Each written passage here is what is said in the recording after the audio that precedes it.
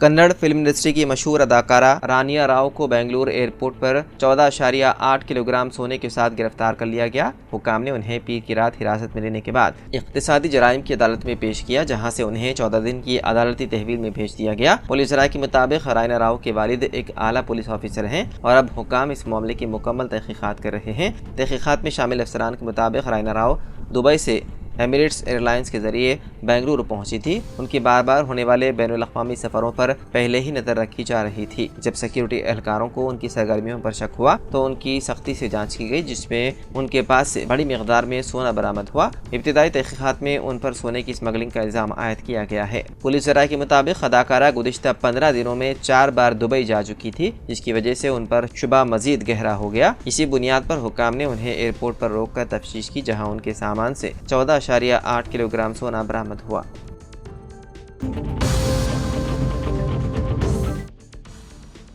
हिंदुस्तान और चीन पर 2 अप्रैल से नाफिज होगा जवाबी टैरिफ। अमेरिकी पार्लियामेंट में खिताब के दौरान ट्रंप का ऐलान। अमेरिकी सदर डोनाल्ड ट्रंप ने एक और अहम ऐलान करते हुए कहा कि हिंदुस्तान, जापान और जनूबी कोरिया जैसे मुल्कों पर रेसिप्रोकल टैरिफ 2 अप्रैल साल 2025 से नाफिज होगी। इस ऐलान के साथ ही ट्रंप ने मुतनादिया बयान भी दे दिया। उन्होंने कहा कि बाहर से दरामद होने वाले सामान गंदे और नापसंदीदा होते हैं, क्योंकि वो बगैर किसी टेस्टिंग के अमेरिका पहुँचते हैं। वहीं ट्रंप ने मंगल की रात कांग्रेस यानी कि अमेरिकी पार्लियामेंट के मुश्तरका इजलास को खिताब करते हुए कहा कि दीगर मुल्कों ने दहाइयों से हमारे खिलाफ टैरिफ लगाए हैं और अब हमारी बारी है, हम उन मुल्कों के खिलाफ उसका इस्तेमाल करेंगे।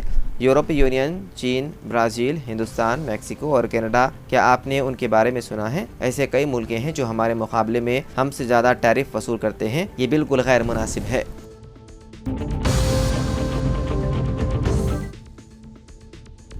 साइबर मुजरिमों ने तेलंगाना के नलगुंडा जिले से ताल्लुक रखने वाले कांग्रेस रुकन असेंबली वीरेशम को एक नाजेबा वीडियो कॉल के जरिए निशाना बनाया। इतलात के मुताबिक मुजरिमों ने एमएलए को वीडियो कॉल की। बाददा उन्होंने ये वीडियो रुकन असेंबली को भेजी और रकम का मुतालबा किया। धमकी दी कि अगर उनका मुतालबा पूरा नहीं किया गया तो वो ये वीडियो उनके साथियों और पार्टी कायदीन को भेज देंगे। रुकन असेंबली ने फौरन पुलिस में शिकायत दर्ज करवाई, जिसके बाद मामले की जाँच शुरू कर दी गई।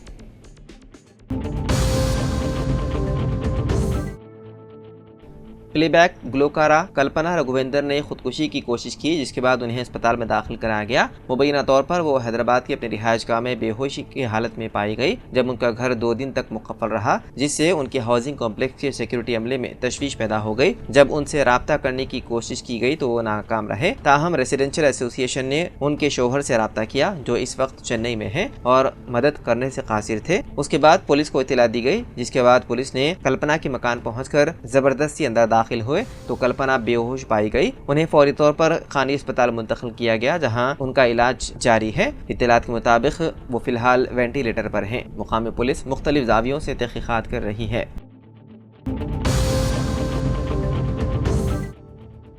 हैदराबाद के इलाके बल्लागुड़ा पुलिस स्टेशन हदूद में वाक़े क्रिस्टल टाउन में एक शख्स का कत्ल कर दिया गया। मकतूल की शनाख्त 57 साला मसीउद्दीन साकिन बंजारा हिल्स के तौर पर की गई है। मसीउद्दीन पेशे से वेटरनरी डॉक्टर बताया गया है और उसे 3 बीवियां बताई गई हैं। मकतूल की तीसरी बीवी बल्लागुड़ा में मुकीम बताई गई है। वो अपनी तीसरी बीवी से मुलाकात के लिए क्रिस्टल टाउन आया हुआ था, जहाँ मज़कूरा शख्स का हाथ पाँव बांध कर गला काट कर कत्ल कर दिया गया। इस वारदात में दूसरी बीवी का बेटा मुलव्विस बताया जा रहा है। पुलिस ने इस सिलसिले में मुकदमा दर्ज करते हुए मुख्तलिफ जावियों से तहकीकात में मसरूफ है।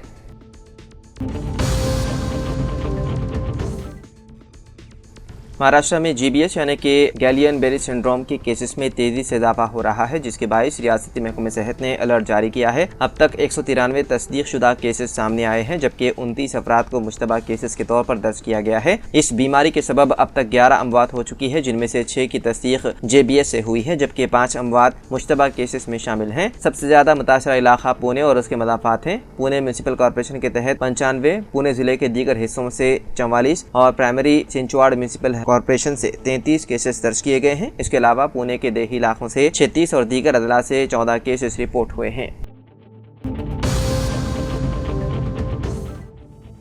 तेलंगाना के करीमनगर, निजामाबाद, मेदक और आदिलाबाद अजला के एमएलसी इंतखाबात की वोटों की गिनती जारी है। खबर मिलने तक 3 राउंड्स में 63,000 वोटों की गिनती मुकम्मल हो चुकी है। बीजेपी उम्मीदवार अंजी रेड्डी सबकत बरकरार रखे हुए हैं, उन्हें 23,310 वोट मिले हैं, जबकि कांग्रेस के करीबी उम्मीदवार अल्फोर्स नरेंद्र रेड्डी को 18,812 और बीएसपी उम्मीदवार प्रसन्ना हरि कृष्णा को 15,880 वोट हासिल हुए। इस वक्त अंजी रेड्डी 4,498 वोटों की बढ़तरी के साथ आगे है।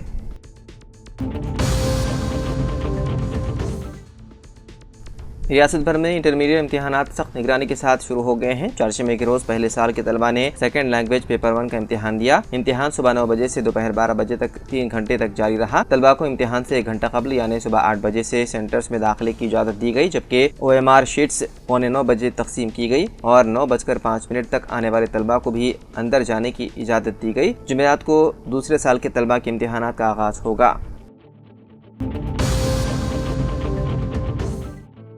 सुप्रीम कोर्ट ने BRS के मुनहरिफ अरकान के खिलाफ दायर की गई दरख्वास्तों की समाअत की। जस्टिस BR गवाई और जस्टिस के विनोद चंद्रन पर मुश्तमिल बेंच ने BRS के वर्किंग प्रेसिडेंट KTR और रुकन असेंबली P कौशिक रेड्डी की जानिब से दायर की गई दरख्वास्तों की समाअत की। फरीकैन के वकला ने अदालत को बताया है कि उन्हें अभी तक नोटिस मौसूल नहीं हुई। सुप्रीम कोर्ट ने तेलंगाना हुकूमत, secretary legislature, state election commission, high court, registrar और मुनहरिफ अरकान असेंबली को नोटिस जारी किया। अदालत ने कहा कि 25 मार्च से कबल जवाबी हलफनामा दाखिल कर दिया जाए। इस हिदायत के साथ आइंदा समाअत 25 मार्च को मुकर्रर की गई है।